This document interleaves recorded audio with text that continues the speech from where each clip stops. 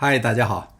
上礼拜我做了一个丹麦提子面包，有朋友留言说比较难学难做，那我今天就做一个简单容易上手的蜂蜜牛奶面包。屏幕上是所有材料的用量。什么？牛奶132克？您太逗了。别急，一会儿我告诉您怎么来的。先倒入的是125克牛奶，加40克蜂蜜，再打入一个鸡蛋，鸡蛋大小不一，我要凑够225克液体，如果不足就用牛奶来补。这就是为什么用了132克牛奶。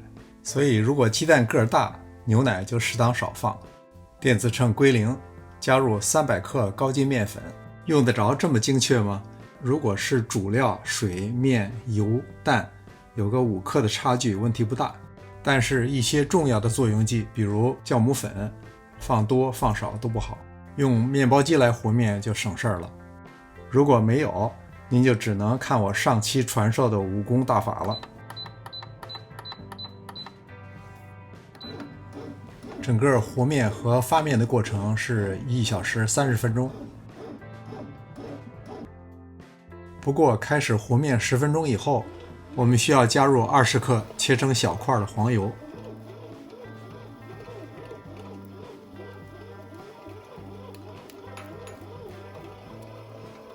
20几分钟以后，和面结束，开始发面。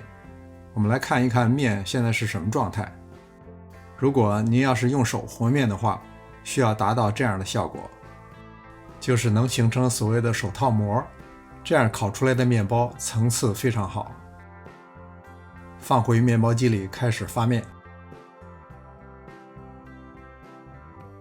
接下来我们准备一下烤盘，为了烤好以后取出面包方便，我们需要在表面涂抹一些黄油。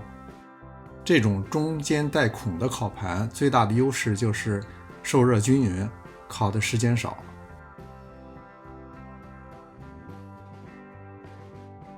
面发好以后，我们需要揉一下排气。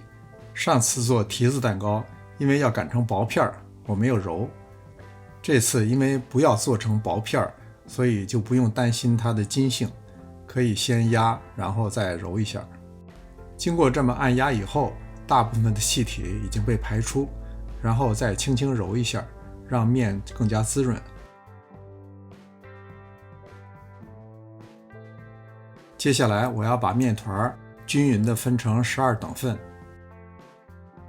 我用擀面杖来擀，只是为了表面不会高低不平。如果表面还有大的气泡，就可以用牙签刺破，尽量保持表层的光润。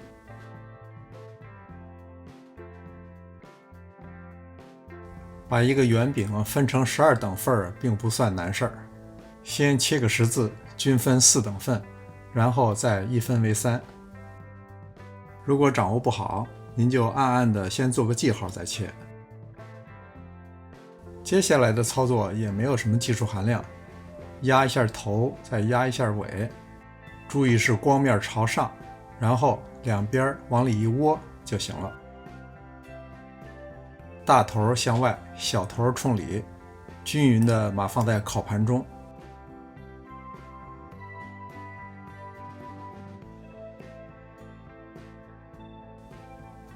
摆好以后，盖上布，醒发30分钟。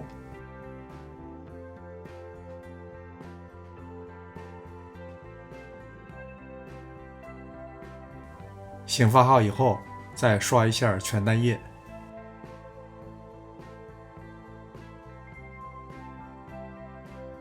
烤箱提前预热350华氏度，烤23到25分钟。漂亮的蜂蜜牛奶面包就做好了。您可能注意到我没有放糖，如果您喜欢吃比较甜的面包，加点糖也没问题。不过从健康角度考虑，吃点不太甜的面包更好一些。您看这个面包既柔软又拉丝，可以一片一片的撕着吃，好极了。谢谢您的观看，别忘了点赞订阅。这里是上师厨房，我们下次再见。